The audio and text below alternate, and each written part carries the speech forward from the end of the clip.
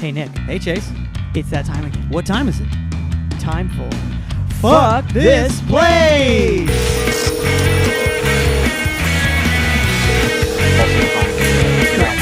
Or they were first. Yeah. It's like, I always feel like it's like a proximity thing. I don't think anybody thinks that, like, Sure.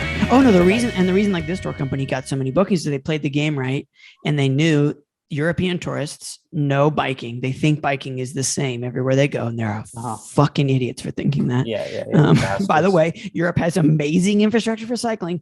Pretty much nowhere else does, but they're like, oh yeah, I'd rather book a cycling tour than a bus tour because I don't want to sit in a bus, to see like the Hollywood stars or whatever the fuck it is. And then they get on these bikes and they're in the streets of LA. Everybody's got a fucking machine gun, like just taking them out as they're going. Like, this is not the way it is in Berlin. Yeah. Anyway, so we should introduce the podcast. Welcome to Fuck This Place, a podcast about jobs with Chase and Nick. My name is Chase. My name is Nick, and that's it. That's it, baby. That's all. Chase. What do we have here? We have what's the title of this episode? It is episode 103, the 100th episode. That's correct. We had our 100th episode with Olivia Hill. Olivia Hill, I believe. Olivia Hill. And we're now after that, and we're celebrating that. Also, the podcast has been running for 2 years. It feels like a lot longer than that. Yeah. But I think that's the COVID talking. Yeah, I think it has to be 2 years. It's 2 years. It's 2 years. It was August of whatever that year 2 years ago is. Oh, yeah. 1977. Oh, yep. 77.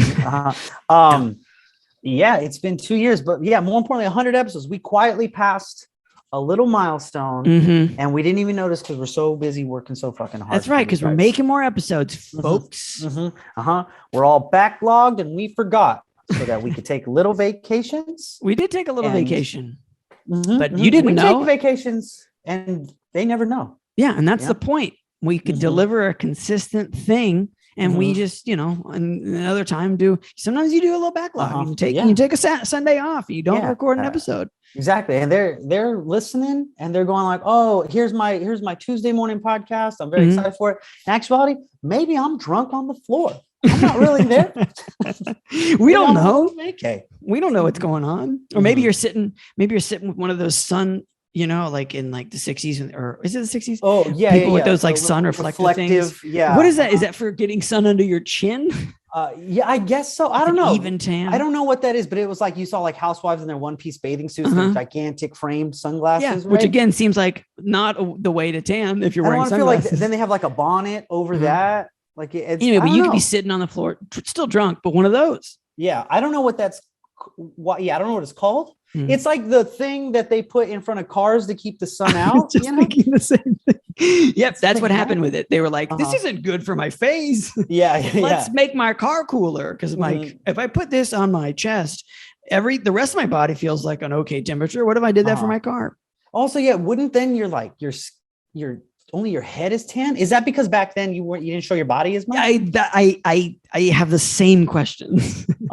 If anyone who's still living in 1966 can answer that question, or if you're a Stepford wife or something, in like a future dystopia, sort of like suburban, we're all trapped here, but we're still living a life like that. If you're doing that, like a Pleasantville. Yeah, Pleasantville. Thank you. Text the pod 470-223-5627, and we will do our best to understand your tanning habits. Can't save you from the dystopia, but we'll give it a go. So what we're going to do today, I'm sure you're wondering, dear listener, what the fuck are we going to do today for our celebration? Bust out the cake, moosh it through your speakers. We are going to take a look at a couple of posts from the vault. And then we're just going to talk a little bit about what the fuck is going on. Yeah. What, just with jobs mainly. A little segment we like to call "What the hell just happened." So, and then we have a couple write-ins, and then that'll be the pod. So I think let's go into our vault here, Nicholas. And the first post from the vault is actually friend of the pod, Brooke Haley Martin, episode number what? 3? 6, 3 or 4. 5. If you ever want, here's a insider tip. You ever wonder who the best friends of any podcasters are?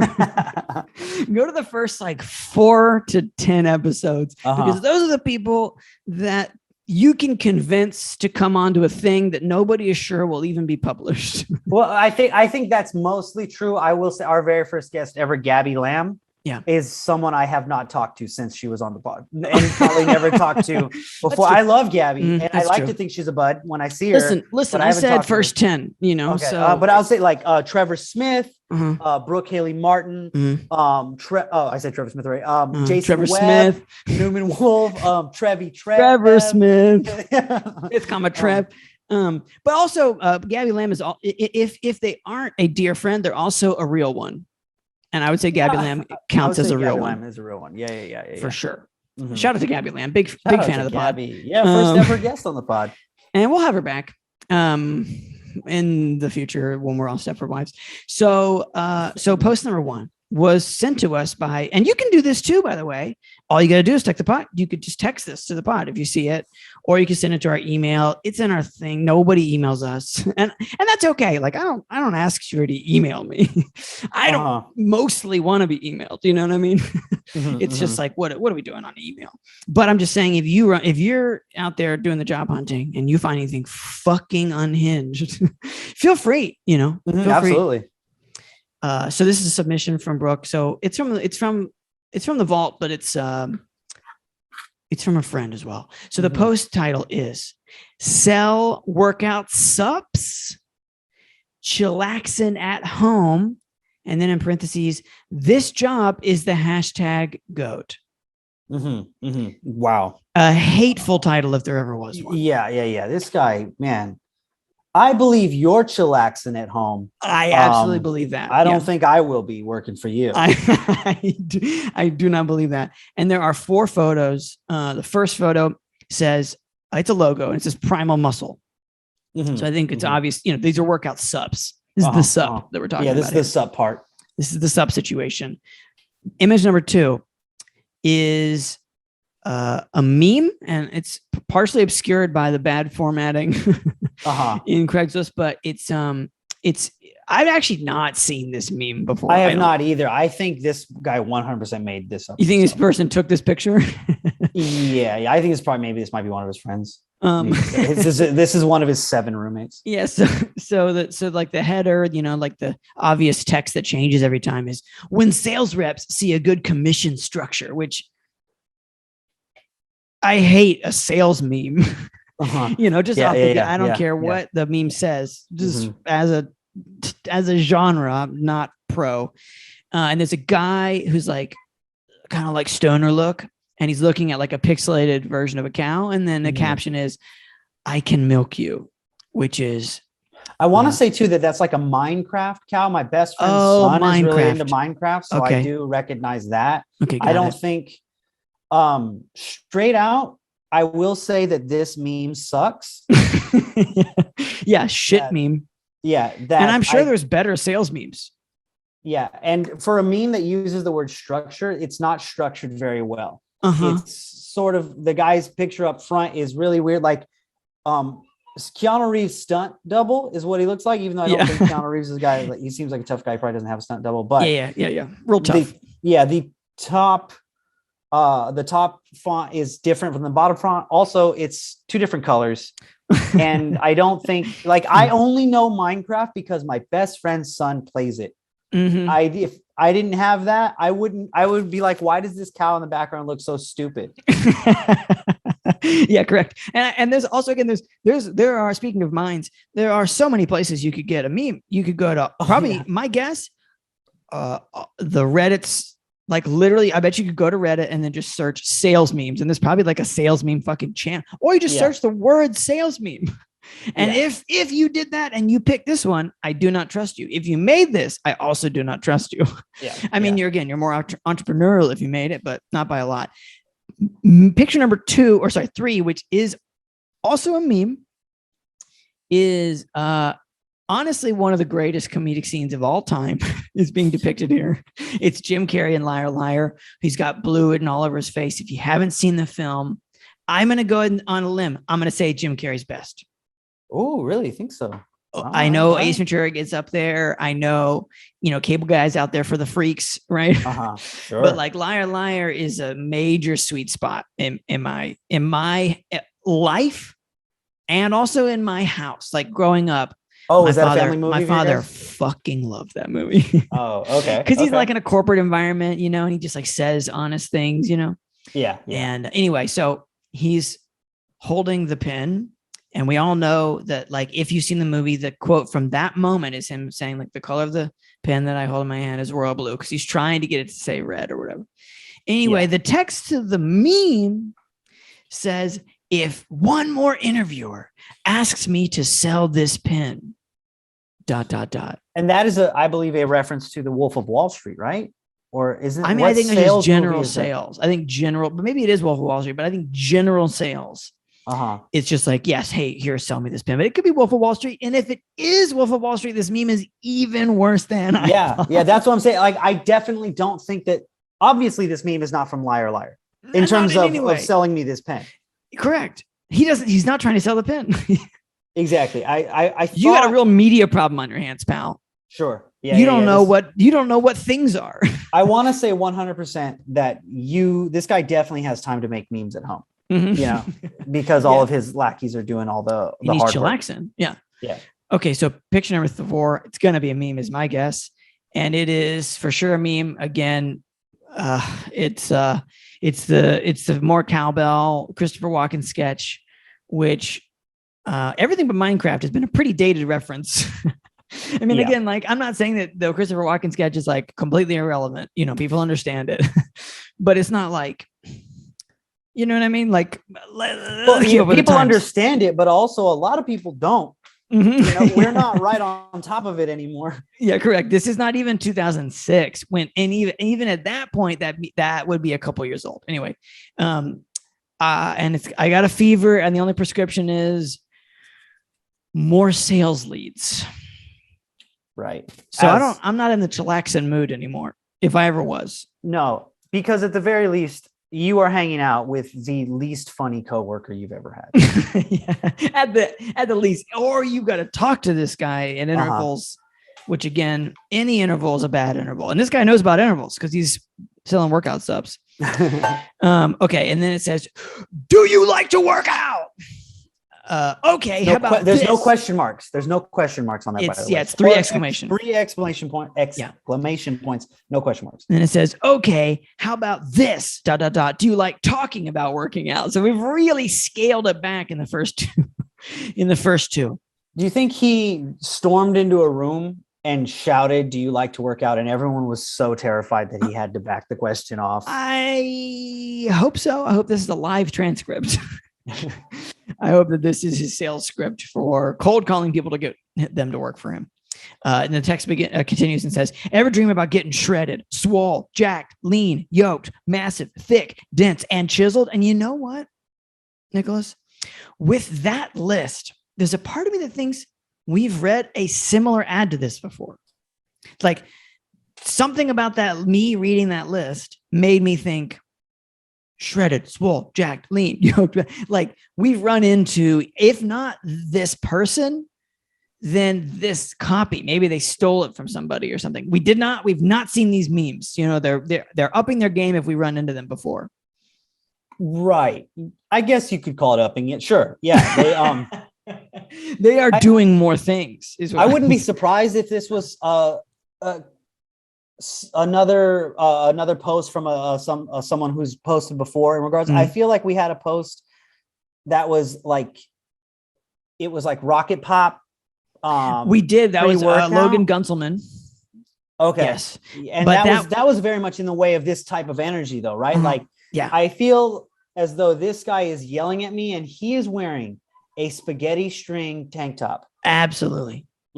Just like a male version of and it's just, and it's he's a buff dude with a picture of another buff dude on his shirt. Yes.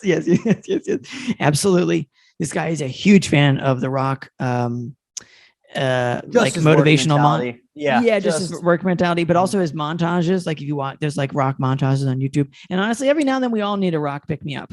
Sure. So I don't blame you for that. I've been there. But, if you're listening to him 24/7, that's when things really get out of control. I do have a genuine question, For Nick. The Rock? Oh. Well, yeah, I got a bunch of questions for The Rock. Number one, what's up with Jungle Cruise, buddy? I mean, I know that you can make whatever you want and people will watch it. And I did the same thing, but The Rock is kind of like Wall Street. He's kind of too big to fail. He's 100% too big to fail. And I have a friend who straight up will watch. He has said it out loud. He said, I will watch any movie that The Rock or Jason Statham is in, period. And so Hobbs and Shaw is a real sweet spot for him. Yeah. But and it's a real 2.5 hour sweet spot. Really, they really milk it. I know a guy whose brother got jacked one season, I guess. His situation. Coke and push-ups. Cocaine and push-ups. Cocaine and push-ups. Mm-hmm. Cocaine and push-ups. Yeah. Wow. Really cool. But he called it Coke and push-ups. That was his program. So I'm just saying, this person's selling workout subs, so we don't know what else he's got on the side. Right. What else he put into his nose right before he started typing this? Correct. And then the ad continues. We are Then we got the job for you with that giant bunch of fucking questions. We are a fast-growing sports supplement company established in 2010. Honestly, I would not say you're fast-growing if you established in 2010. You know what I mean? Maybe you are like 11 years later and you're still on Craigslist for help. That's what I'm saying.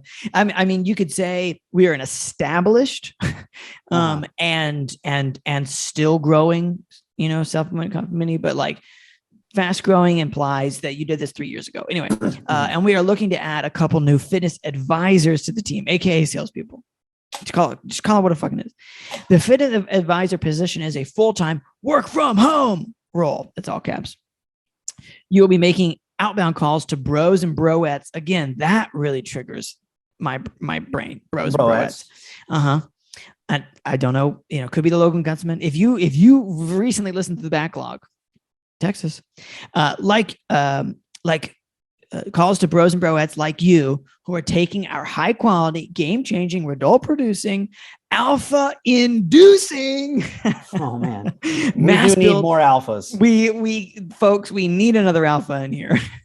Mass building sports supplements, all while chilling at home. 3 exclamation points. And then it says, wait, what?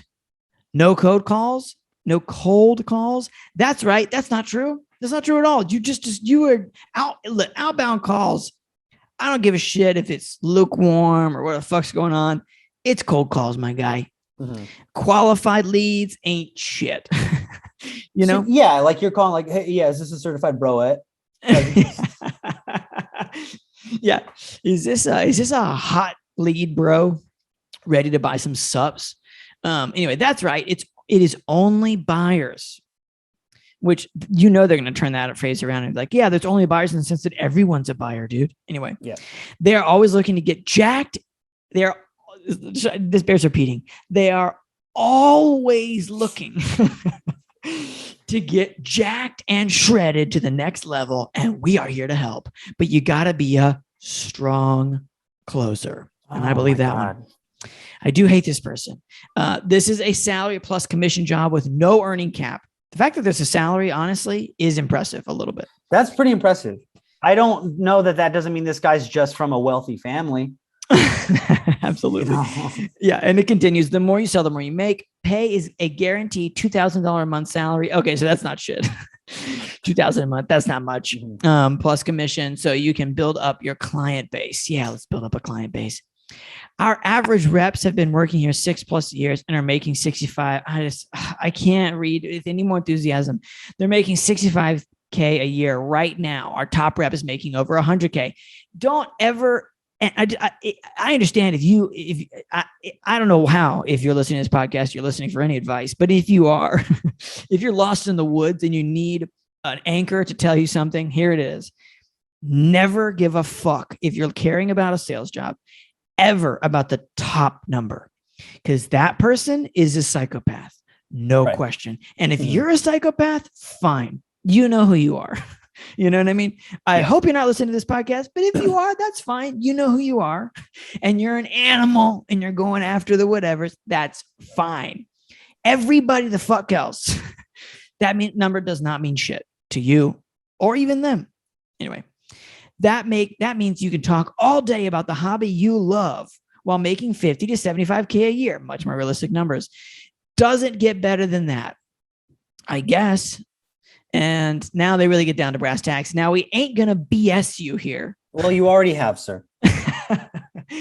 I do feel like I've been bamboozled since we started. You need to be a strong closer to make that kind of money. Yes. Some reps take 3 to 6 months to be on pace to make 50K a year. Okay. At least you're being real. I mean, I do appreciate a little bit of that realism.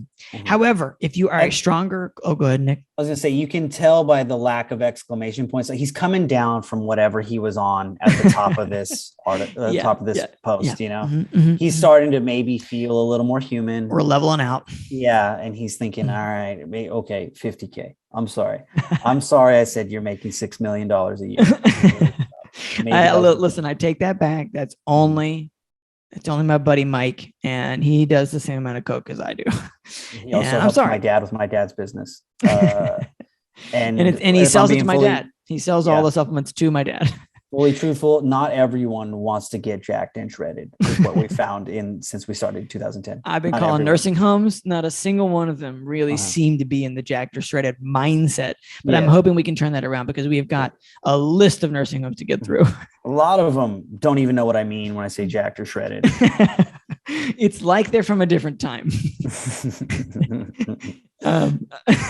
Anyway, however, if you are a stronger closer, you will kill it. No doubt about that.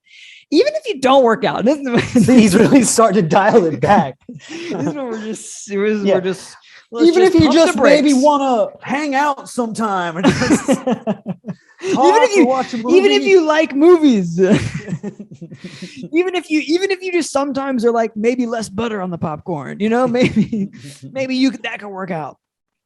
You can still apply and crush it in sales, but you got to be able to talk the talk. All right. Now he's ramping back up. We're looking for folks with a lot of energy, a positive attitude, against good sense of humor. I mean, I would say any sense of humor is a good base.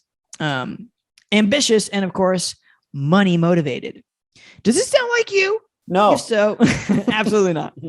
If so, click a link and we'll talk. We do have to click on this link real quick. Like, I just want to see if it goes anywhere, or if we're downloading a virus immediately.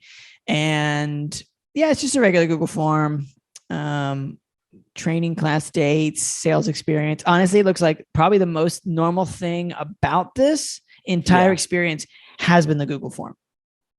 Right. He was upset. He's like, are you sure there's no way we can add exclamation points to any of these questions? But what if after this guy, we had like a picture of a guy just like fuck it, doing both of the arms coming in to crush the words, you know, can we do that? Question marks are weak, bro. Question marks are for the meek minded. So anyway, that's a very standard form, very regular form. So congratulations on doing the basic amount of admin. The compensation box is the same, 2,000 monthly base, commission 50 to 75K average. So no. Yeah, I also wouldn't consider this the greatest job of all time, as he listed it at the very top. The GOAT, as they say. Yeah, I would also not consider this to be the greatest job of all time. No. So no. The answer is no. The answer is no. I don't want to do this. I don't believe any. Here's the thing that blows my mind. What makes you think somebody wants this supplement? There's so many supplements. Right. There's so many of them. And there's so many people that people trust they shouldn't trust, but they do trust, that are selling supplements. You know what I mean? Like, it's like basically, I'm going to go ahead and say any white guy with a good set of shoulders and with a good podcast following has a supplement that he's selling, like, as a guarantee. And I am not just talking about Joe Rogan, although he is on the list. Right. But like they're out there, there's whole podcasts that are devoted to health and fitness. Those motherfuckers are selling supplements out the asshole. So why the fuck do you even think I would want to buy a supplement I've never heard of from a guy I cannot trust, or from me who's selling it to me, it's just like, this is one of the most impossible situations you could possibly get in. So yeah, maybe not the greatest of all time. I always feel as though these types of jobs come with a tremendous amount of guilt trip.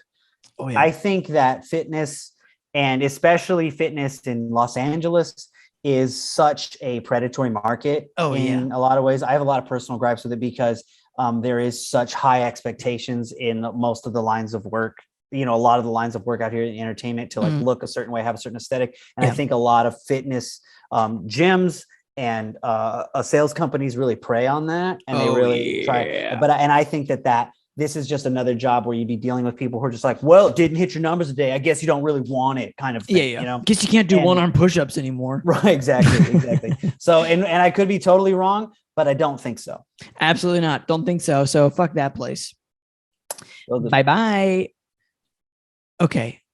Post number 2. Different vibe. So this post comes from actually a recent episode from The Vault. Caitlin Jeffers. It was a Brooklyn post, and just seemed like it was worth taking a look at. So number 2 is called Closed Restaurant Bar Seek for Bartender and a Cook. And you heard that right. It says closed at the very beginning. So I guess you're opening soon. Anyway. Right there in Park Slope, Brooklyn. Right there in Park Slope. Okay, so the text begins, no pictures, and it says, "I'm an Italian," which a little goofy. Italians are always a little goofy to me. Okay, so sorry for everybody who's on Long Island right now. It's just Italians are a little bit goofy in my mind. Okay, I'm an Italian in 70. I have a small restaurant / bar in Park Slope, Brooklyn, New York, and then the zip code 11215. Then it says there's no periods, so I'm trying to break it up. Closed peril coronavirus for about 3 months. I'm trying to reopen, but unfortunately I can't find people to work, which is not uncommon so far. Yes, we run into some language barrier things, but I understand you're having trouble staffing your restaurant. It had to close during coronavirus. You understand that you're having trouble with your business, and also you might be hilarious. It's very possible. The ad continues. I look for bartender and to cook, but I think that this is what is this word? Lere, Lere, which could be like. Anyway, I don't know. Lere Girls Special Mint are made by Google because when they search for the place on Google, they see the restaurant is closed. I'm trying so hard not to do an Italian accent right now. And logically, they are scared, thinking that it is a trap. Thinking that it is a trap. And there is no way to meet me to make them understand that I'm looking for people to reopen the place. I decided to write as in the Wright brothers with a W. I decided to write why you will find out that this place is closed. Is this the plot of Super Mario? Explained by Mario? Just his perspective the whole time. Like he's like, I'm just trying to open a restaurant. I'm trying to open a restaurant with brother. It is closed. I have girlfriend. She is gond. She is stolen. She is stolen. I must find her. Mushrooms. There are pipes. We will go. It's sounding a little Borat, but yeah, I can't do an Italian accent so well, but I'm really wish I could right now. Oh man, I think I could do an Italian accent here, and should. Okay. Well, we're gonna read. It's okay to make fun of Italians, right, folks? We're gonna read, but I think Lere Girls, anyway, specimens are made by Google because when they search for their place on Google, they see the restaurant they closed. And logically, they're scared, thinking that it's a trap, and there's no way for me to make them understand. I'm looking for people to reopen the place. Anyway, that's my half Italian, half Borat accent. I was in a play once and I had to be Mr. Martini very briefly from It's a Wonderful Life. Okay. And he is a straight up cartoon Italian man. No, I hear that. I hear that. It's not a good, you don't feel good, Mhm. doing it, but it works. Compensation, I forgot to say in the conversation box, $10 per hour plus tips, bartender, $15 per hour for cook, $50 gift for attending an interview. $50 gift. Okay. All right. From the top, let's go take this back. Okay. What's happening in this post? Okay. So he is, I think this person might be 70 years old. Okay. I am an Italian in 70. I think there's a 70-year-old Italian man. I'm a 70-year-old Italian man. Mm-hmm. I have a small restaurant. Major props for getting on Craigslist, bro. Yeah. Okay. No. None of this is to stray from the fact that this guy's hilarious. And while he might be a bit of a terror to work for, I would guess we're going to have some good stories afterwards. Yeah, sure. Okay. So he's an Italian, 70 years old, who has a small restaurant / bar in Park Slope, Brooklyn. It's closed. There is peril. Well, there's been plenty of peril. No one would argue there's been no peril. There's a lot of peril the last year and 19 months now. Coronavirus. Yes, pure peril, I would say. Actually, almost exclusively peril. And then they've been closed for about 3 months, which again, this was posted 5 days ago, which, at this point, like when we recorded the Caitlyn Jefferson, this can't be any more than 3 weeks from when it's recording. You've been closed for 3 months. My understanding is New York reopened a lot sooner than like 3 months ago or later than 3 months. I can't figure out the math. The bottom line is you've been closed for about 3 months. If today is your third month being closed, what happened before? Were you open and then you closed? Or have you been closed this whole time and you just gave us the wrong number? Hard to say. But then, so that's an open hole. And then this person's trying to reopen, but unfortunately can't find people to work. The restaurant owners lament of 2021. And then this person is naming positions. Layer girls specialment is where I start, again, there's a big hole there. Layer is Lere. If you know Italian, Texas. And then it says, layer girls specialment are made by Google. I think that layer girls specialment are made by Google. So I guess he thinks he's like a conspiracy theorist. Like he's just kind of something. I think big it's obvious. Google is holding me back in my Park Slope bar. Yeah, well, because I think the second half of the sentence really explains it, because when they search for the place on Google, they see the restaurant's closed, and logically, and I agree, logically they are. Yeah, they are scared. I don't know that they're scared looking from their laptop computer. I don't think they might be intimidated, or just they could think it's a trap. I don't know that they're slamming. Who thinks it's a trap? Shut. What makes anybody think this is a trap, buddy? Because you're doing way more than you're describing Maybe here. It's your curly mustache when you're showing up that makes it think everyone thinks it's a trap. Sure. Maybe you come out with two of those big wide pizza flappers and you're trying to catch people in them. Maybe that's your trap, Trying to scoop them into your chef's hat. Yeah, you're trying to curl them up like spaghetti with a giant fork. So Italy, stuff of dreams. You're trying to stuff them into like a giant calzone. Now you're here forever. So yeah, again, you're doing something that we don't know that makes them think it's a trap. Okay, so the trap part's on you. I'm gonna say the trap part is on you. It ain't on Google. Yes, they might be a little weirded out that you're. We gotta find out what layer girls specialment means. I mean, we can Google layer, Lere in Italian, but that sounds to me like it's going to be like a prefix or something. Layer definition, layer in English. Layer. There's someone listening that's just like, you fucking idiots, and you're right. You are right. Yeah, it's like we can't remember the end. Okay, I'm sorry. We'll oh wow. I don't know what it says, but what I'm saying is it's like we're trying to figure out the end of Jurassic Park, and everybody's like, the T-Rex comes back and kicks the Velociraptor's ass. You fucking idiot. So yeah, there's people who know Italian. Layer in Italian at translate.com is giving us nothing. Absolutely nothing.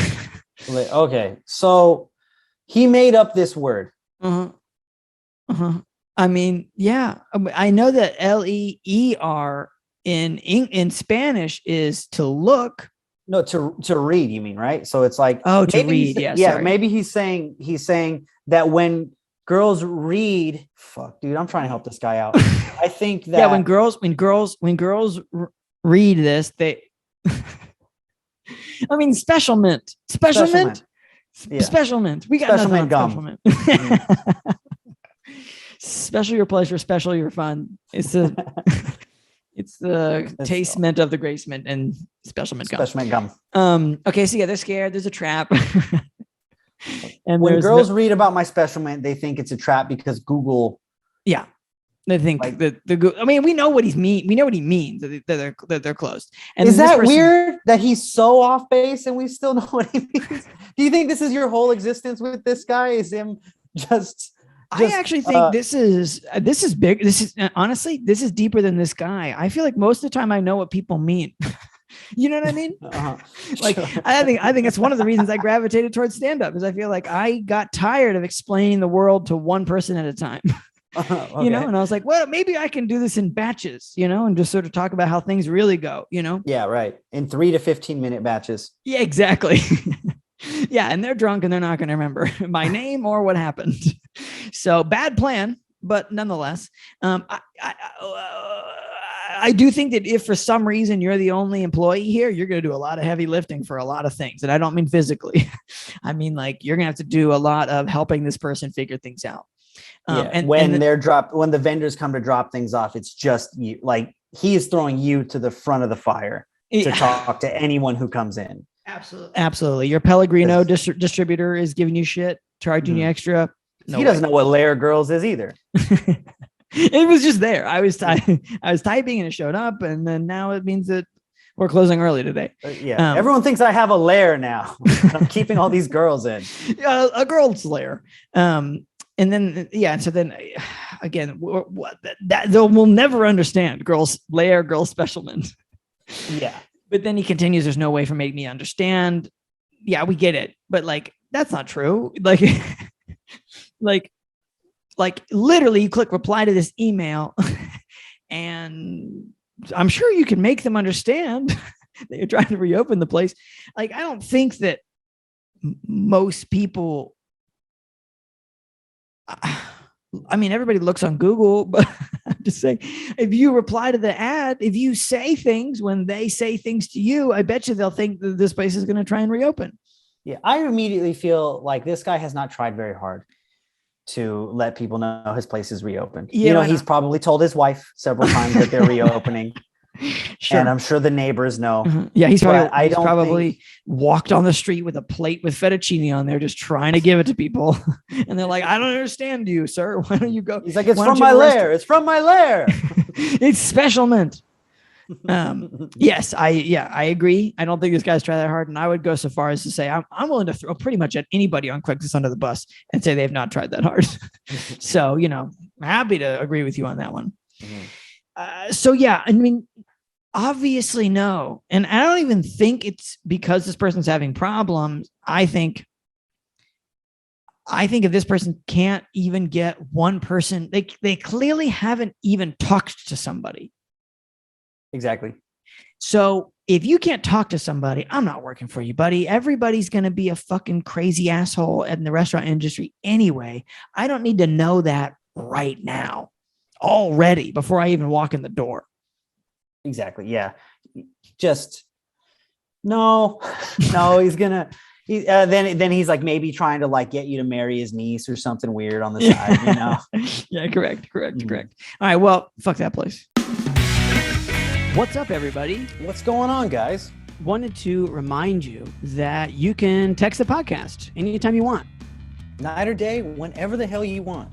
It's fine. It's the number is 470-BAD-JOBS. The actual numbers are 470-223-5627. That's the number. So yeah, anytime you want. Like I said, middle of the night, whenever. We don't got jobs right now. Whatever's going on with you is going on with us. I mean, absolutely. Maybe you still have a job and it's like shitty. You can tell us about that. Mm-hmm. Maybe you don't have a job and it was shitty before. Maybe you're getting one of those weird like temperature forehead checks right now. For sure. You want to pull out your phone and just say, you know what, fuck you guys. I'm going to text 470 bad jobs. 470-223-5627 is the number. That is the number. And you can also call us if you want, but I mean, whatever. It's your choice. That's the point here. And we're back. We're back, baby. Back in action. So this segment of the podcast is, sometimes like we were thinking like, oh, it's our 100th episode. Let's talk about, the podcast. But I'll be honest, I kind of hate that. Okay. Like if you're listening to this podcast, listen to the episodes. Obviously we will talk about the podcast, but what I'm saying is like, I'm not going to fucking look back fondly on the episodes that we've recorded. I mean, they're great episodes. I enjoyed them. Let's talk about the world at large. This podcast is about jobs. Yeah. I would say honestly, because the short of it, and I would probably speaking for you on this too, is it's like, we love it. We love doing this podcast. Absolutely love it. It's a lot of work and sometimes it's troubling, but mostly we love it. Mm-hmm. And that hasn't changed in 100 episodes. Yeah. I would say if any of you guys have questions for us about the podcast, that might be better than just us just kind of shooting from the hip about the stuff that me and Chase just talk about off the pod anyways. We're open books. I mean, people want to go all the way behind the curtain. I have a longtime friend who every now and then will text me just like, hey man, like how many hours do you spend on every episode? You know what I mean? Like just random behind the curtain shit. So if you want to know, we'll tell you, but like the podcast is, I hope you think it's good. Sure. Yeah. If you're listening to my voice right now, you think it's something. So we're just going to talk about like jobs, like what the fuck is going on right now? Because, anyway, we're going to use a little, there's two news stories that we're going to kind of use as like a reference point here. The first one is very specific and the other one's a little more general. The first news story that we're going to just like take a quick look at is this thing I found over the summer. And I just like, I think I saw it on Twitter or something. And I was like, dude, that looks fucking crazy. I didn't even click on it, but I was just like, this looks wild. And I was just like, well, maybe I'll save it for something. And then I was like, oh, this is great. So it's about this summer camp. It's in the Boston Globe. So shout out to New England. All of it, really. Big fans of the pod, huge fans. Maine, Massachusetts, Vermont, New Hampshire. That's all New England, isn't it? Pennsylvania doesn't count. They're the mid-Atlantic. Okay. But the title is The Fire Fest of Overnight Camps Closed After 6 days. Oh. And as a person who's been a camp counselor before, and also as a person, I think we talk a lot, I think even at the beginning of this podcast, about the internal chaos that most businesses truly are. Let me ask you a quick question about camp counseling. Like I'm wearing, as I am in a lot of episodes, I'm wearing my my Friday the 13th t-shirt. Camp Crystal Lake. Jason Voorhees. How long you think you survive as a camp counselor in a horror movie, Chase? Well, so there's two arguments here. Number one is you're like, number one, I'm a huge virgin. And so I'm going to make it. Guys. Yes, I'm driving my convertible right on out of that. Got a little sweater over my thing, or like a blanket when the EMS show up. Like, oh no. Argument number one is right. Hot cocoa. Yeah, always a hot cocoa. And they're just leading me away. I'm an extra. I'm not, I'm not a person who is the main character, but I did survive because I was a virgin and I was, just my glasses broke and I was just running through the woods the whole time. Scrambling through the foliage. Yeah. Just the entire time. It's like, it's like a reoccurring bit. This guy just keeps diving into the bushes looking for his glasses where the chainsaw guy passes him every time. Okay. So the first argument is that you die right away. Right away. Yeah. And it's second, the other side, you think you make it out? Well, see, I think one of the main problems with the, especially a camp environment, is everybody keeps staying sort of on campus. I'd be the first person to get off campus. So I think that, and in all likelihood, if I worked there, especially, everybody in these movies says like, it's our 10th summer here. You know what I mean? Sometimes there's a new counselor because you have to explain plot devices and stuff. You're like, oh yeah, we always cover the new kid in syrup or whatever. And then that's the kid who murders everybody. But like, most of the people in most camp environments have been there for a while. So like you kind of know the terrain, like the literal terrain, right? Like I worked at a Boy Scout camp. People have listened probably, I don't know when the fuck we put that episode out, maybe March of 2020. Dude, truly one of the funniest stories I've ever. So fun. I remember dying so hard listening. But that was a Boy Scout camp, and I knew for a fact that there was a trail leading out of that camp that went up into the motherfucking wilderness, real ass designated wilderness. Okay, you know, I'm going straight for that trail, and yes, of course, the killer is going to think about that. But there's more than one way to get onto the wilderness trail eventually. You know what I mean? Like, yeah, don't go to the main murder gate, right? Like the trailhead or whatever. Anyway, and even so, there's still plenty. Like nobody thinks of just climbing the nearest hill and getting the fuck out of there. Everybody's like, let's go to the rec center. He won't know where to find us there in the one of 9 buildings that are on this like acre campus. Exactly. I always feel like in those situations, like at a camp, that the killer is about as lethal as a really smart bear. Yeah. You know, it's like they're usually brutish strength, just raw strength that they're going to kill you with. But, and if you climbed up a tree and a bear knew you're up there, it could get you. Jason Voorhees, if he knew you were in a tree, he's going to get you. But he probably won't even know you did that. If you're off chasing someone else and you just climbed a big tree with snacks, just get quiet. Just stay there and stay quiet. Go to the cafeteria, grab some extra Nutter Butters. Why would Jason Voorhees or a bear ever look up if you were just way up there being quiet? It's a grand question, Nick. So that's your answer is I'm going for a tree. Yeah, for me, I'm probably climb if I have the skill set you do, because I feel as though with all your knowledge that you could probably be building snares. And no, I can't build snares. I'm out of there. In my head, you've always been able to build snares, and that's something I think I've told people about you. That's good. I'm just like my snare guy at a restaurant eating fries or like poutine or something. Like, where'd Chase get those fries? Did he get it from the bartender? No, he probably made a snare or something. Probably some kind of a snare, fry snare. Probably a fry snare situation. Probably catching wild fries out there with his snare. That's how he got that aioli. Yeah, so I'm just gonna leave. I'm gonna put on a backpack and I'm gonna walk the fuck away. Is what I'm gonna do, and I have no problem doing that. So the end of was it the end of Rambo 2 when he does that? I think is it. I think it's isn't one that of the entire movies plot of every Rambo? Yeah, I think he just puts on his backpack and he's just like, I'm out of here. Let me know when you need me to kill an entire army again. Yeah, I mean that's what the Hulk did at the end of Age of Ultron. I just watched it the other day for the first time. Nice. I didn't watch it. I'd never seen that Avengers movie. He just fucking left, because he's like, I'm a problem. I mean, he was the problem instead of other, but you know what I mean? He's like, I'm just gonna leave. What if I just left? And it actually kind of worked out. I mean, to some degree. So anyway, this article goes and talks about this camp that closed after 6 days. So I'm just going to just drop into a little bit of text. So for instance, the parents are paying $3,400 for 2 weeks for this camp in Maine, or New Hampshire. Yeah. New Hampshire. It's 85-year-old camp. So it's like, they've been doing this for a while, but like the decision to close an 85-year-old camp in Moultonborough, New Hampshire. Love New England. Love a Moultonborough. In the middle of the summer, left campers bereft, counselors stewing, and some parents furious. Soon, stories began to circulate of problems that went much deeper than late deliveries, because they were like deliveries on food and shit. Counselors hired just days before camp and lacking basic training. A counselor punched in the face by a child. Oh, wow. And a camper later hit in the head by the same child. Dirty dishes provided at multiple meals. At least 4 campers vomiting and getting quarantined, while some parents said they weren't informed, and staff quitting and being fired in high numbers. Not a good situation. Here's a note that a father found in his son's pocket after he made it home. It says, "We've been in tears, bored, and devastated the whole day."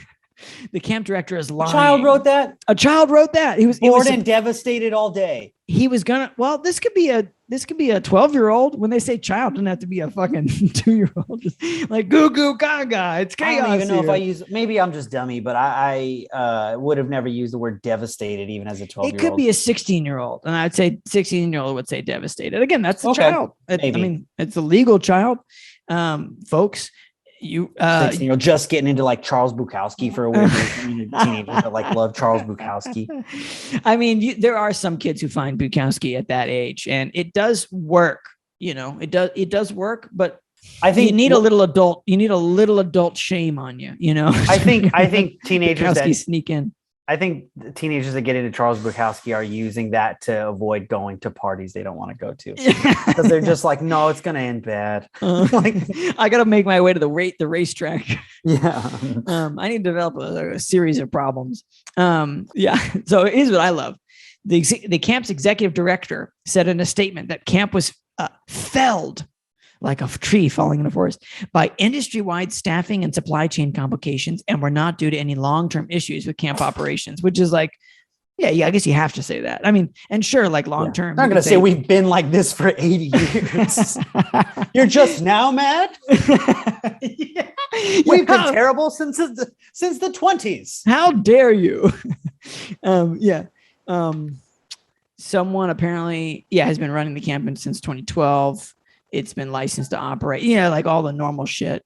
Children and counselors said the first few days of camp were not the best time you could have in the world, which I believe. Which was the camp's aim. We don't really want you to have the best time you can have in the world, which is what the promotional video promised. So that's great. Activities were understaffed. Again, this is basically there's just no people. That's the problem. They had a staffing problem. And it says, perhaps there were some early red flags. Lots of camps. Why is this written like a mystery? Because it's the Boston Globe. Everyone in Boston has a monocle in a drawer somewhere. True. Yeah, maybe a real sleepy town. Yeah. Mm-hmm. Okay. Yeah. All right. I'm not saying I'm into it. Maybe they've got a sweater they can tie around there. I'm not saying everybody in Boston. There's a real working class contingent, but even those people have their grandfather's monocle. They don't put it on, but they still got it hanging. Like little corn pipes, the pipes like that. The corn cob pipe. That's a bit more of a hillbilly thing. Okay. You don't I'm think thinking a regular pipe, maybe a regular pipe? Okay. Mm-hmm. Mystery solving pipe. Yeah. Mystery solving pipe. Correct. Less hillbillies, you're saying. Less hillbillies. Way less hillbillies. In Boston. Yeah. Okay. These are the fighting Irish, It's true. You don't think any hillbillies though? Well, Western Massachusetts. How many hillbillies do you think are in Boston? Okay. Well, let's say maybe 4. Let's put this by the Jason Webb math, because Jason Webb is the closest to a hillbilly any of us will know. I know some hillbillies. All right, fine. I'm a couple degrees from some hillbillies in my family. My dad. Sure. I mean, I'm aware of a great many hillbillies. I'm talking about in our immediate proximity. Los Angeles is in a arm's city. reach. Yeah, I'd say we've got like 2, right? So I would say there's hillbillies in Boston. Yeah. Jason Webb definitely he speaks hillbilly. Exactly. He can get the Google Translate out if necessary. So I'm just saying, there's a small. He'll get so pissed off. He's for sure not going to hear this, so I don't care. Jason, big fan of the pod. A number of staffers told the Globe. This is also the Boston Globe, dude. You gotta turn it up. You gotta put out the monocle. That they were hired during that period. Oh, sorry. I'm so sorry. There is an email that the camp emailed to the parents. Yeah, it says just 2 weeks before camp began, leadership sent parents an urgent email. The email says, "We are in desperate need of additional staff for this summer." So just coming out and saying it. Noting that 15 staffers had recently dropped or ghosted the camp. I mean, they just bailed. Probably because they didn't want to catch COVID. Or died. And became literal ghosts. Yes. Carlson said he was looking to hire 15 to 20 more people this week when our training begins. So that was 2 weeks before camp began. He wanted to hire 15 fucking people. And that's hard. That's a heavy lift, folks. Anyway, then here's a person who was hired. I was hired about 4 days before campers arrived, said MJ Lowry, a 21-year-old counselor this summer. They just kind of said, "Hey, you were referred. We'll send you the application. You seem to be qualified. Do you want the position?" And we've talked about this a couple of times on this podcast. When you get hired on the spot, get careful of that spot. Exactly. There's an anvil about to come down right on that spot. Yeah. And this truly is a strange quote. This is the same person continuing, like, what happened? "I played kickball and got to see the turtle and the frog in the pond and learn about tadpoles. It was stuff like that, Lowry said of their brief training. What? They just told him not to a play kickball? single thing in that was training. Not a single mention of CPR. Not one. Wow. Not even a here's the phone that you call. Here's a life vest Mhm. in case someone is like needs to go swimming, or here's the rules around the water. Not even a life vest. Just, hey, here's what is allowed around the water. Here's the bathroom. Nothing. It was just kickball, and he learned about tadpoles. And tadpoles. He learned about tadpoles. Learn about tadpoles. Now, it's possible that this person was in an environmental science position. You know, we're doing a lot of work for these people. Still, you should know where the life jackets are. You really should. And honestly, they're on a hook. They're quite visible. Anyway, Chris Bigler, a 19-year-old counselor who had attended this camp in 2018. A name I just made up right before I typed it. And he called this camp in 2018 the best summer I ever had. Had no intention of working there this summer. But when the camp director reached out to him in mid-June, he happened to be in a desperate situation. Well, like someone had a gun to his head, or Chris Bigler. Well, listen to this. Okay. My options. This is Chris talking now. This is the bigster. This is the bigster. This is old Bigler. Big boy Bigler. Big boy Bigler. He's telling it like it is. He said, my options were either emergency housing or this camp. So I think this person was on the verge of like homelessness. Right. Okay. He's like, I'm not into this though. This was the best summer of my life 2 years ago. 2 years ago.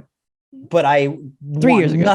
3 years ago, but I want nothing to do with it now. I'm debating being homeless rather than taking this job. All right. So I don't like the Bigler. No. Okay. I want you to stick with the Bigler for a second, because number one, this guy was facing literal homelessness and was just like, okay, fine, I'll work with this camp. So like, it still wasn't an easy choice for him.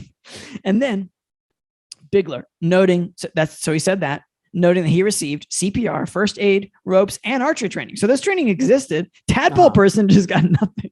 Yeah, anyway. I don't know. He was just on the wrong side of the camp. Just didn't know. Never showed up. I heard a commotion on the other side of that building, but I didn't think to look. I heard a bugle, and they were doing the Pledge of Allegiance, and they said this way for training. But then I saw some tadpoles. Yeah, I was like, I guess I'm early for tadpole class. I'll just hang out.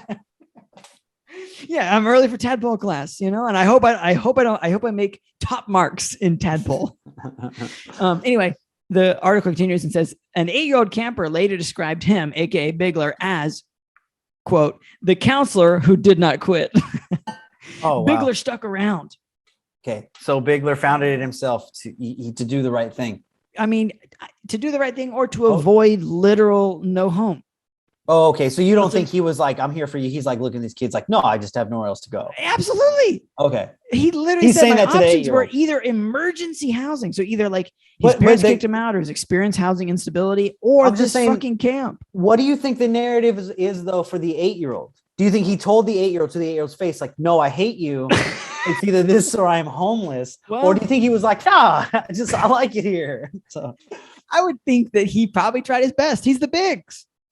This is Chrissy Biggs we're talking about here. Yeah, that's true. Shout out to Chris. Put on his big boy pants. Yeah, put on his Bigler pants. Okay, and then this person, Carlson, who's the fucking manager of the camp, acknowledged that some campers had to join late because of hiring difficulties, but it said at no time were corners cut with regard to the vetting of staff or mandatory trainings. I mean, then if that's the case, tadpole was mandatory. They tied him to a chair and they said, you're just going to stay here and you're going to look at these tadpoles, and the rest of these people are going to get archery and first aid training. No idea. He said 52 counselors and 13 counselors in training were employed on the first day, and that 5 or 6 counselors quit and 3 were fired.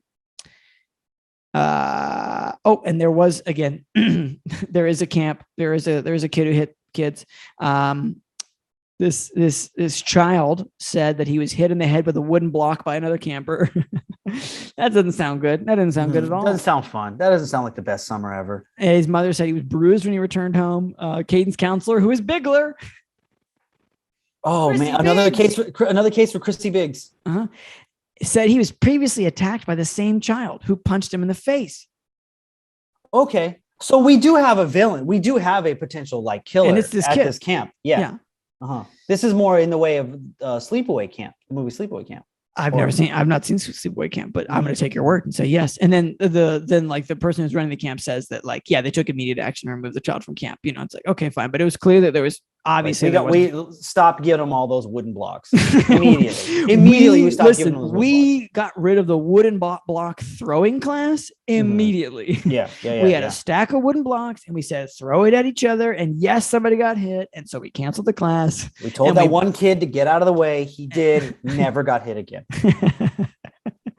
And then we left it to the Bigler, and and that's just the way we did it. Yeah, super bad. So they just literally closed the camp. They just said, we're going to close it, and that's the way it is. And then I think it's important to close this, looking at this article with this little quote. And this is from the camp director. Upon reflection, we know the camp is only good for the kids if we can ensure their health and safety. That is why as soon as we finish our closing work for 2021, we will begin preparing for summer 22. Summer 2022. He says it very much like, man, I wish I knew this when I was younger. But you got to keep children safe. Yeah. I wish that our camp with an 85-year-old history had figured out sooner. Yeah. He's like, you really do waste youth on the young,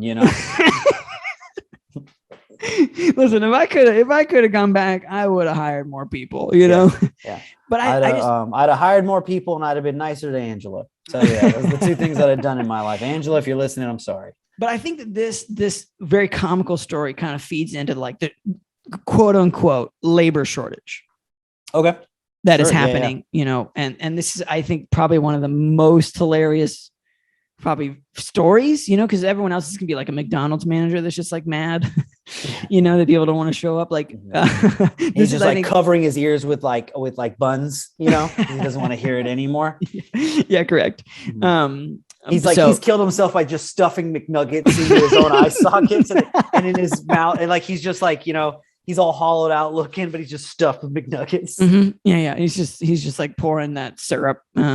Just packet by packet, one by one into his mouth, trying to soften the McNuggets. Yeah. He's gonna like light himself on fire, like the cover of that Rage Against the Machine album. That Vietnam. Absolutely, he'll do it. Just to get one day shift manager. Yeah. But yes, there's people say there's a labor shortage. People also talk about, there's words I've heard floated about like the Great Resignation. I've seen like pundits. I haven't heard that one. It was on Twitter, and I'm on Twitter more than I like. Oh yeah, I'm not anymore. I am in the middle mental health, how to get out of there. Pulling out the tracking device. But from time to time you pop in and you find gems like this article. At this point, I'm a little tired of the like, well, people just don't want to work. You know what I mean?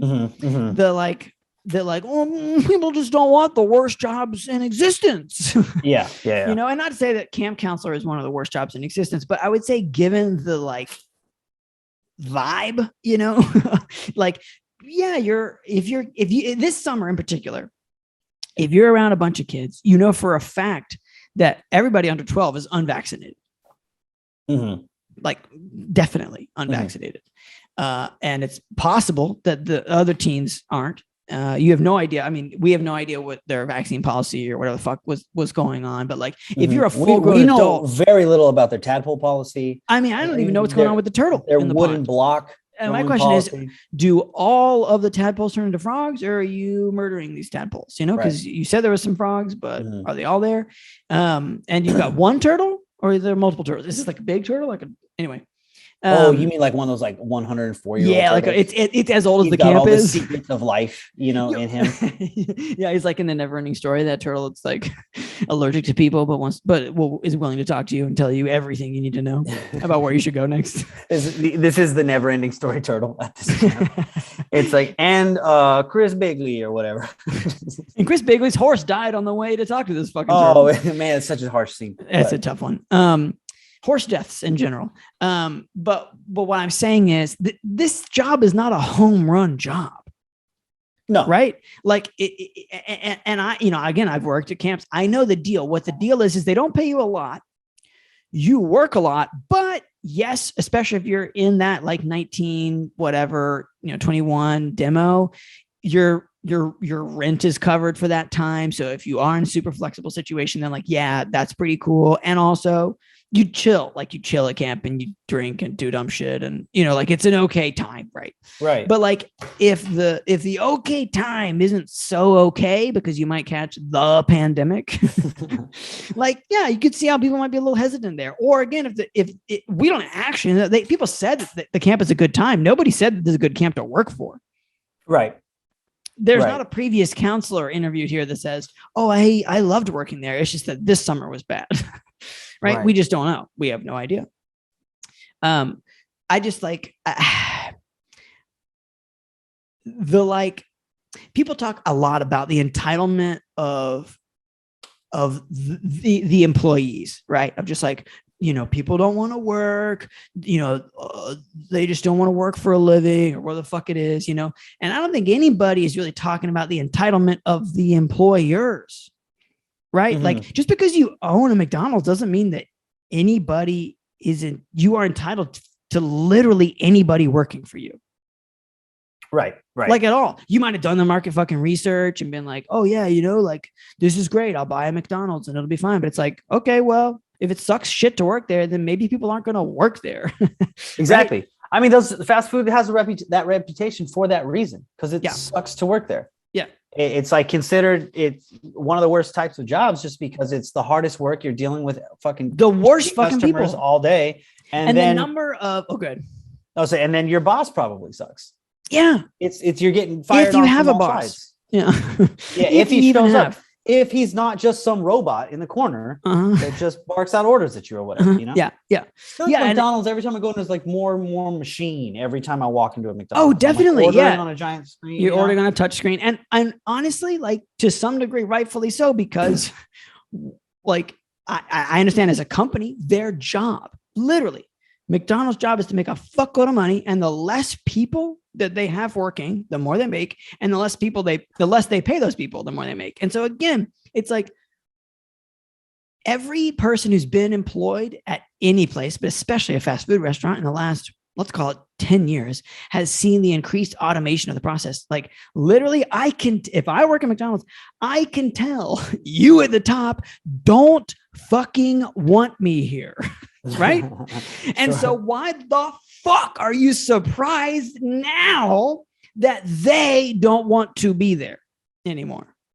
You literally replace them with touchpads in some cases. Mm-hmm. So it's like, yeah, I can tell that this is not really a great spot for me, and I hear that. People are, I would guess, just a wild fucking guess, most of the people that are making that choice, out of some of those really tough jobs, they're not like fucking sailing on a cloud. You know what I mean? They're making a desperate choice. Like they're like Bigley here, the old pal Biggs, where he's just like, oh, I could be homeless or I could work for maybe a terrible camp. Well, the choice is kind of clear. I'll give that a go. But then when that becomes so untenable, you choose something else with the basic bare baldest of hopes, right?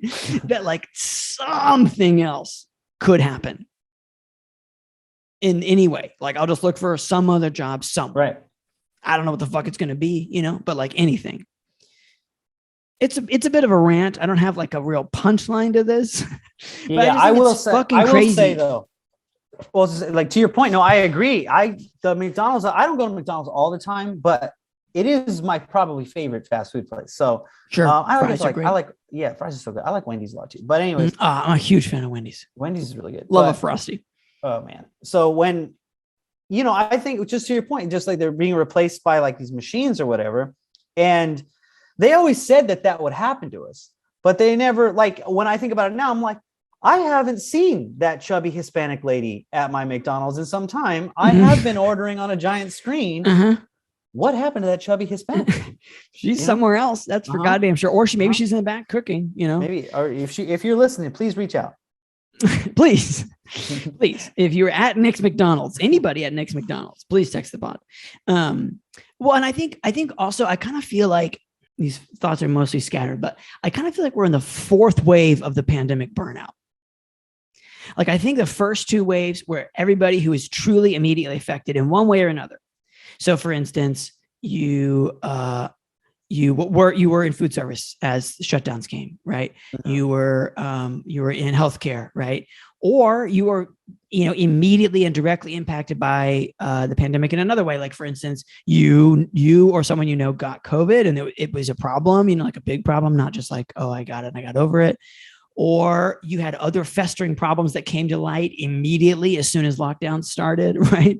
Of like, oh, I need to get a divorce, or like, oh, my mental health is garbage, and I've not been tending to it. So like, I think that's kind of like first and second wave of like pandemic burnout, of just sort of like, you just sort of like, ugh. But I feel like now we're in the phase of like phase 3 and 4. And especially I think we're in 4, where it's like everybody has survived. I mean, everybody who didn't die, but you know what I'm saying? Like, people have agreed. People have pulled themselves together enough to survive this far. Right.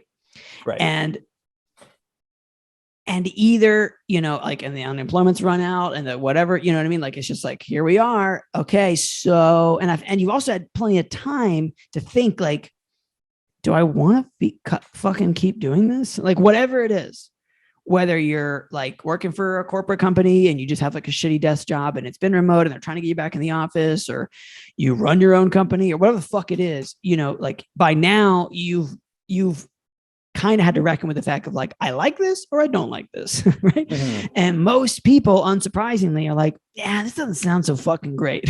Like, whatever it is, most jobs aren't that good. We've covered this in a previous podcast, right? They're just not particularly interesting. So, like, I guess it's just, it baffles me that people are baffled. That people, I agree, totally, don't want to fucking hang, with whatever. Cause it's like, it is so evident. Yes, the McDonald's is one example, but it goes all the way up the chain. Companies have never been loyal to their employees. No, not at all. So why would anybody continually choose, right, to offer that which has never been given to them? Why would they do that? Yeah, why? I don't like. It just feels to me that companies are so surprised that all these years of their employees saying they don't like the job, that they were telling the truth. Yeah. And it's like, the problem is not the problem is, but what I don't like about the criticism of justice, well, look, we got to get the economy going or whatever. It's like, okay, then you go work that job at McDonald's. Go ahead. You do it. Look, they're there. They're so desperate. They'll take you on part-time. Have 2 jobs. Yeah. You can be a real hero here, bud. Yeah, and you could be at the White House, mornings, and then you could clock in at Mickey D's by 2 o'clock. Right. They're open 24 hours. Help the economy. Yeah. Or is it just that these jobs have always sucked and now nobody wants to work them because they don't want to? Yeah, correct. Yeah, and it's also like, and you could take the job, but the other question is, do we need it? Do we need the job? Right. Like, we've talked about this on a podcast before. Like, Starbucks' strategy for years has been like, what they're going to do? If there's a Pete's nearby, they're going to fucking crush them. They're going to open 4 Starbucks. Right. And then they're going to, and whichever one survives is the one that survives. And it's fine. Right. And it's like, all right, well, you hired 90 people to open 4 Starbucks. Right. And then, 2 are going to close, maybe 3. Right. And in many cases, it's been a part of stand-up bits for fucking years. There's 2 Starbucks right fucking across the street from each other. Right. Do we need 2 Starbucks? Fucking no, we don't. Nobody has ever debated whether we needed those things. Right. Mm-hmm. But there is this thing. And we talked a little bit about it in our like, why are jobs bad episode. There's this, or maybe we didn't, but like, there's this universal thing of like economy and jobs. The jobs must be, right? And it's like nobody ever talks about what kind of jobs there should be. Yeah. Right. And it's like, well, yeah. And I think, I have another article that I've pulled as a kind of reference talking point is like, this is where the Great Resignation came from. It's like a CNBC article or some shit. The Great Resignation is likely to continue, which is like, I didn't know that it was going on, but okay. It says as 55% of Americans anticipate looking for a new job. And the stats from like a YouGov fucking poll of like 2,000 people, which is like, I think you have to have 1,500 for it to be statistically significant. Anyway, it's 2,400 people polled, not a huge group, but 55% of people in that workforce that they tried as a sample said they're looking for a new job in the next 12 months. And I think that's why I say like we're in fourth wave of burnout, because it's like even people who have a job are like, I bet you I could get something better than this, right, right. Just like, fuck, I'm still doing this, and I definitely think that because there are, and I know we have Delta variant going on in some of these like quote unquote return to office plans are being laid asunder, but there's definitely still plenty of companies that are urging and pushing people back into the place. It's like, I've been doing a shitty thing for you before the pandemic. Then I did it through a pandemic. And I did it away from you, especially if you're in a remote environment. And now you're asking me to do it in front of you. Right. 8 hours a fucking day. And you goddamn well know I can do it without being in front of you. Mm-hmm. Right. And it's like, okay, well, boop. I don't understand why people are surprised that this is like the case. Like the people that are running companies or the people that are, managing people. And I don't even think you have to be like af or neg about it. You should not be surprised that people who have worked crappy jobs for forever don't want to keep doing that. That we were all given this, like, I don't want to call it a break because I don't want to poo-poo like the dangers of it. But what I'm saying is we were all removed from the status quo, from the pure pain of the machine. Like, just pure unadulterated chaos of always must go. Yeah. Everyone, for at least, if you weren't, like I said, part of the way, like the people that were directly affected by it, you were then, what I always say is like, I was suddenly 14 again, where I just stayed at home and played video games. And that was a nice time. Yeah. And just waited for tomorrow. And then, you're expected to go, if you have that, and then they're asking you to go back into a place where you weren't treated well, you weren't happy. And you have to leave kind of an abusive relationship to realize how bad it was. Absolutely. And it's like a lot of people, I feel like, just kind of look back and like, no, my job was terrible. I hated it. I hated myself. I wasn't happy there. Well, because you say, and like I said, the bottom line for me is just, you don't have to, you can think that that's shitty that they feel that way, or you can think it's great that they feel that way. But if you're surprised, that's you being the sheep. That's dumb. You being a fucking idiot, that you're surprised that people don't want to work this thing. They don't want to go back to a thing they didn't like. Yeah. That's foolish to think that. Yeah. And even pre-pandemic, you know what I mean? Like, if I just don't think, what blows my mind is that, like, and this is a little back on my like small business tirade, but like, oh dude, Chase hates small businesses. You're not fooling Chase, mom and pop. All right. You're not fooling this guy. You're not some fucking hero. You're not some noble. Chase sees through it. I'm just saying you don't get any more the benefit of the doubt than anybody else. Just because you run your own shop, that doesn't mean you're a better person. You got a little apron on that's handmade. And you look like the old couple from Courage the Cowardly Dog. And I am very pro. I will say I am very pro. Like made in the USA products. Like I actually have a kind of a little towards such things. I'll tell you that. Chase America, folks. America, USA. But like again, bottom line is it says USA all the way. Mm-hmm. America, fuck USA, small businesses. Yeah, fuck small businesses. I see through your bullshit. You just don't, just because you're in a random category of person doesn't make you good, virtuous, or deserving of my respect. Right. Like, Chase, I understand. That's his default. Chase doesn't respect you right off the bat. That is true. On your taxes, small business, you get zero respect. There's a box there. You got to look. It's at the bottom. Form your own LLC. What do I care, pal? Yeah. It just says you acknowledge it. Chase McNeill has got dick of respect for you. Check the box, or else you're not going to get that tax cut. I did it with Biden this year. I got him to put it in.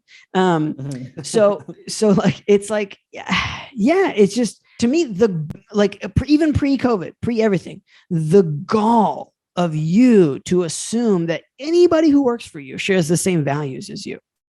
Right. Like the exact same, like, no, you're the person who started a company and runs a company and does your stuff. And like, I absolutely respect that you have done those things, but just because you've done those things doesn't mean your day-to-day behavior or the way that you run your company doesn't influence the people who work for you.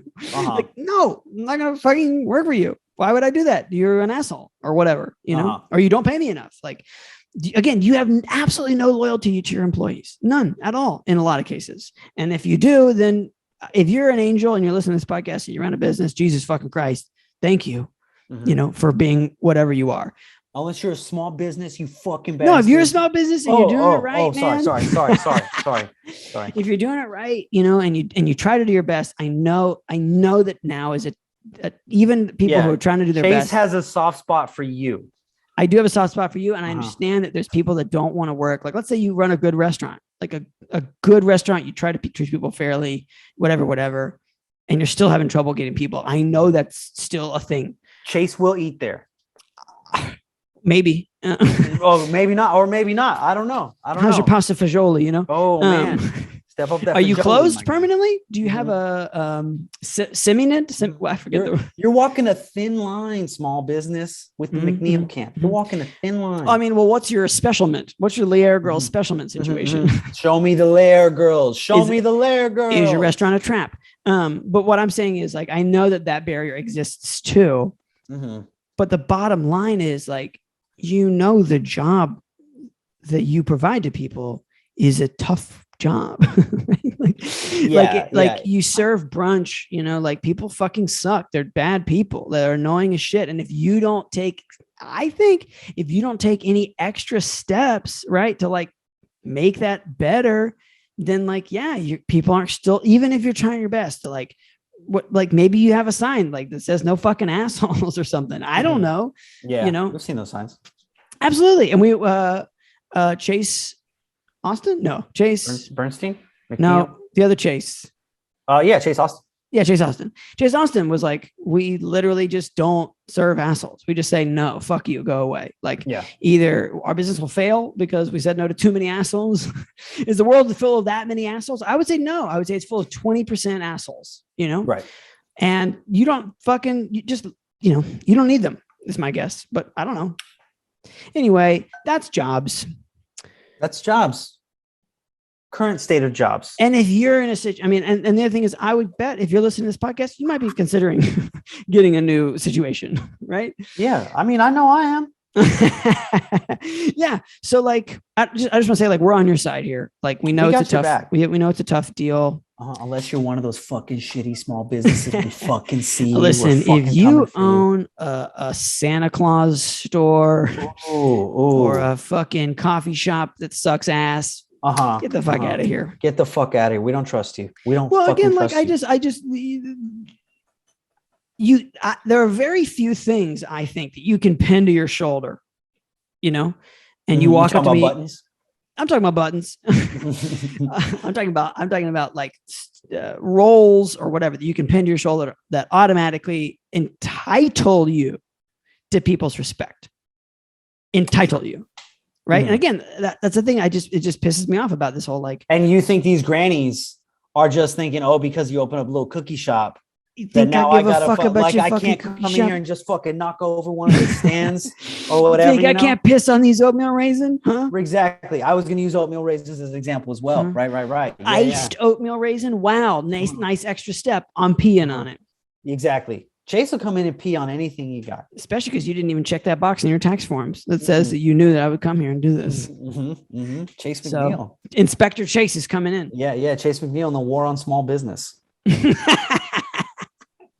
Oh, man. Probably get write-ins for that. Anyway, we do have some write-ins. We should take a look at those. All right. We are back. And to close out our 100th episode 103, is a couple of write-ins. Got a couple of write-ins for a couple of friends. We have a new friend And you guessed it, we got an old friend. So we're going to take a quick look at our new friend. This is Dave, by the way. Dave. Writes in and actually has a little contribution to our analysis of a Craigslist post. So Dave says, I think the Craigslist minister thing from the Sammy Carson episode, and I honestly hope, Dave, that you like thought real hard about this one. Do you know what I mean? Like, I really hope that like this, that you listen to this episode the day it came out, and then you kind of mulled on it for a while, you know, because I really hope that our Craigslist post haunted you. But if you listen to it right away and you're texting us, then that's fine too. I think the Craigslist minister thing from the Sammy Carson episode could be, and for those who didn't listen to that episode or whatever, quick recap: they are asking for a minister, an actor minister, to go to Chico from Sacramento. They wanted a white or a black person. Is that correct? Yeah. Yeah, I think it was a white or black person. It was strange. Yeah. It was very strange and very specific. Anyway. And it was like, we were very unsure. Like, do you want us to be an actor or a minister? Is there like a prank going on here? Anyway. So the episode thing could be that the people getting married got married during the pandemic. This is a good theory. So now they're doing a wedding, but don't need a minister. So they need someone to play the role of a minister. What do you think about that, Nick? I think that makes sense. It's still like, I think that makes sense if, and this could be very true, because I'm sure actors don't get paid shit unless you're the actor, but it's like, if it would cost too much to bring a minister back out. So they're like it's going to cost $200 to bring a minister back out, and we just need it for a photo op, basically. So can we just get an actor to kind of like pantomime it? Well, I think that you don't want to waste, a minister or justice of the peace's time, And now I would like to think that, and everybody's in different situations. Sometimes you get married and you know the minister, or you know somebody who did the ceremony or whatever. And I would like to think you have enough of a relationship with them that you'd like for them to come back to kind of like celebrate with you, right? They were at like a COVID wedding where everybody's wearing a mask and you were all like 30 feet away from each other, So that's kind of like one like possible, like, but then again, why not just get anybody then to play the role of a minister if that's your deal? Right. Why do you need an actor? Right. Why do you need to put on Craigslist? Why not just literally ask like a fucking weirdo cousin? We know you got him. Oh, you know you got a weirdo cousin. Especially if you're having a wedding in Chico. Come on, buddy. There's some hillbillies out there, right? But I do think that maybe it is like, okay, well, fine. And maybe they do want more of an act out. Maybe they really do want a full ceremony, right? And they're like, we don't need you to be ordained, right? So we are just going to give you a script or whatever. And then Dave continues, I don't know why they need that to be a white or black guy, though, which is really the linchpin of that sort of comes apart. And then probably sketch either way. And that's what Dave says. And that is the right. And I did write quickly back to Dave. Oh, good. I just said that's genuinely the best version of that ad. Like, I do think it's the most generous version and the best way to like brainstorm a solution here. Yeah, I think he's making those people out to be the best possible versions of themselves. And one can hope. One can always hope. But even at then, though, it is weird that they're like white or black only, though. Absolutely. That is weird. It's weird that you said that. Don't say that. Why'd you say that? Why are you that specific? Anyway, and also, like, again, why not just be racist on the back end? You know what I'm saying? Yeah. Like, literally be like, we wish it was a white or black guy, but we're not going to say that in the ad because we're not trying to be that fucking weird. You know what I mean? Just like, hey, send us a picture. Yeah. Don't waste our time by being Hispanic or Asian. Yeah. Of any kind. Yeah. Way to tell. Again, you're just telling us there's something wrong with you. Right. So yeah, we'll leave that theory there, but we do very much appreciate Dave. Thank you for the write-in. Yeah. Thanks for coming. Thanks for writing in, Dave. And if anybody else has any speculation on really anything at all, text the pod. You know how to do it. Write-in number 2 comes from a friend of the pod, Mallory. If you haven't listened to any other of our write-in episodes, all you need to know, Mallory's real nice.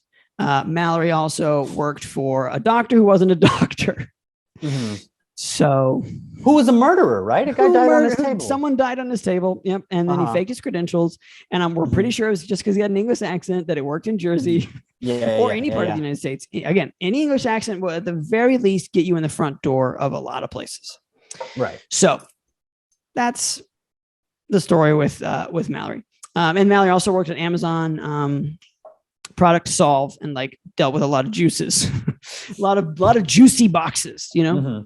Anyway, and Mallory texts, and I think it looks like Mallory in her initial text said like, oh, she realized that she never sent a message. I've done that so many fucking times, right? Where you type a message and you close and the app, just stays right there. The little, and then like a year later you open it and you're like, I know I don't ever want to see you again. It's like, oh great, that worked out.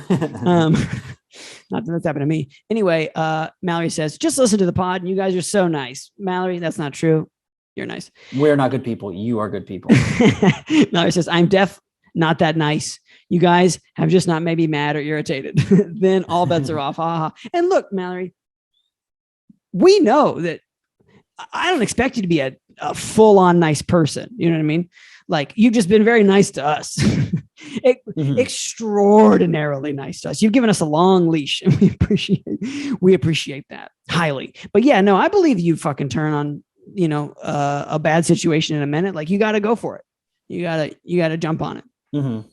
And then, oh yeah, Mallory did mention that she has worked in mental health resources before, because we had I want to say it was Dallas. Yeah, Dallas wrote in after Miles Weber.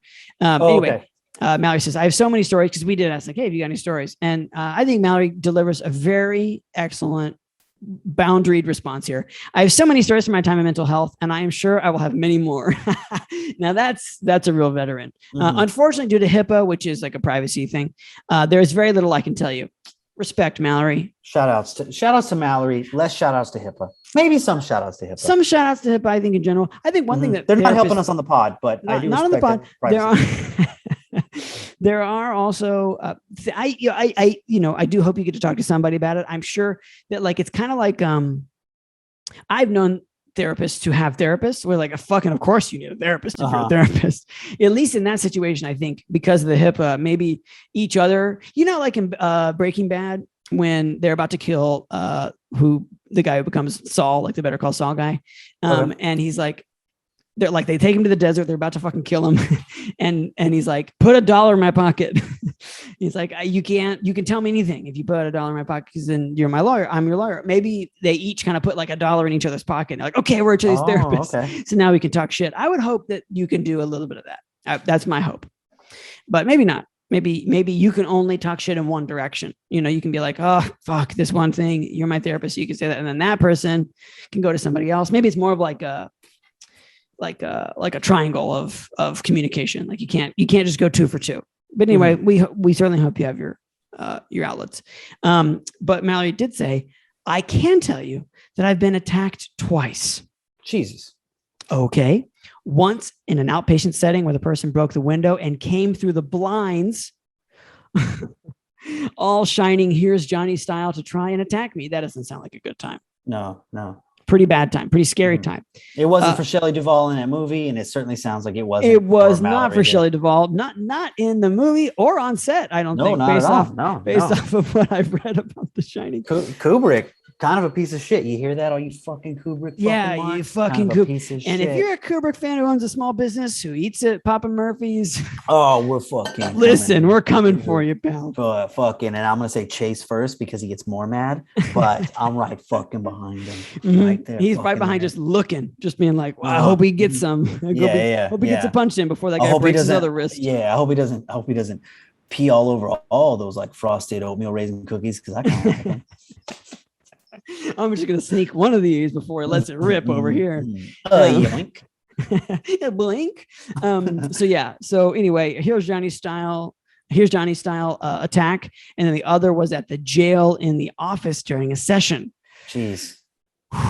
The officer was there, so it did not last long. You know, that's good. Shout out to safety protocols. Right. Doesn't sound like a good time.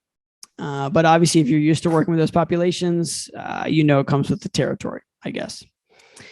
But major shout outs. I mean, major. Right. Major shout out, Mallory. Big time shout outs. I don't expect that you're very nice at that time, and nor do you need to be, because lines have been crossed. And obviously you made it out of those situations. And again, speaking of HIPAA, hope you got to speak to another counselor about that situation to do a little debrief. And then Mallory continues, again, just want to say that I love the pod, listen weekly, and you guys are so funny. You make me laugh every time, which, God damn, Mallory, thank you for listening to this podcast. Thank you, Mallory. Thank you, Mallory. At this point, we do it for you, Mallory. It's really just a two-way conversation, or three when we have guests. And we're just hoping Mallory has a good time. And everybody else, again, we are also glad that you're listening to this podcast. You can write in too, and we will also personally thank you. But Mallory's the one we're talking about right now. So fucking thank you, Mallory. And Mallory says, it is great self-care, which is great. Self-care is good. And it's obviously you need it. Everybody needs it. Mallory needs her self-care, folks. And then Mallory we've had a couple of people go to bat for us on this one. We don't, necessarily need that, but we appreciate it. Mallory says, to the write-in who judged your eps without listening to all the episodes, you have plenty of variety, which thank you, Mallory. We believe the record shows. And Skylar, again, we're glad that you listen to the podcast. And I'm sure if you continue listening, you will also see that we have plenty of variety. And then Mallory continues. So in today's pod, Krav Maga is send a new text. Krav Maga is an Israeli self-defense fighting technique. I didn't know that it was Israeli. I'm learning things. Neither did I. No. We learned it in the jail to help protect ourselves if we were ever attacked, which is clearly something that happened. And then Mallory says it is very intense, but amazing. So that's Krav Maga, and it is serving a great many people. So that guy who's out there who needed that, the Craigslists post of the guy who's looking for a Krav Maga trainer. Yeah. To fight the one other guy in town who also knows Krav Maga. Yeah, he's being bullied by somebody else. It's a good idea. So we hope that he finds a trainer. Maybe Mallory could hook him up, but maybe Mallory, I'm not asking you to train this person. We think they're kind of sketchy, but hopefully someone like Mallory who's taken some classes can step in. And that's the write-in. Thank you so much for writing in, Mallory. Thank you, as always, Mallory. And Dave. And Dave. And if you want to write in, it's 470-223-5627, 470-223-5627. And that's our episode 100, episode 103. Oh, man, 103, the 100th episode. And we fucking slogged it out. We got some extra time in, folks. Yeah, this was for you. This was just us hanging out with you. And at the end, us hanging out with Mallory. Absolutely. And Dave. Sorry, Dave. Sorry, Dave. Sorry, small businesses. But yeah, we're really excited. We got more episodes coming, more guests. We may kind of see if we can't look into this. We've talked about why jobs are bad. You talked about just sort of the situation going on right now. Maybe we're going to look into what can we do about it? We're not really an advice podcast or anything, but we do care, the fuck are we going to do? So yeah, if you like kind of some of these special topic episodes, let us know. Oh, you know what I should say? We do have a review, and I would like to, we had a recent review, and I just want to getting trashed again? No, we're not getting trashed. Oh man, it would be so great if it was we are going to have Papa Murphy's at some point. We promise at some point, Nick and I are going to take a trip to Bakersfield or something. They're so far away from where we are.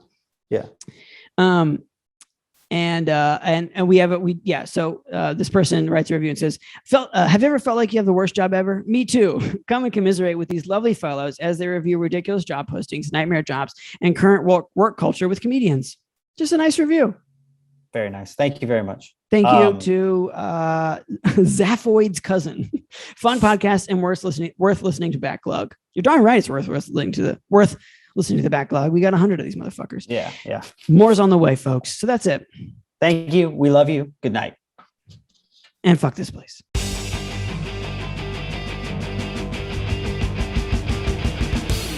Thanks for listening, everybody.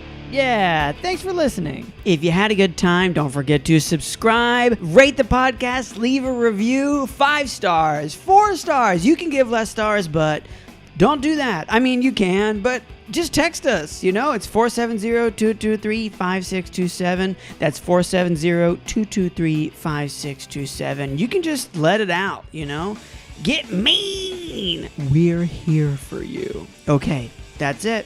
Bye for now.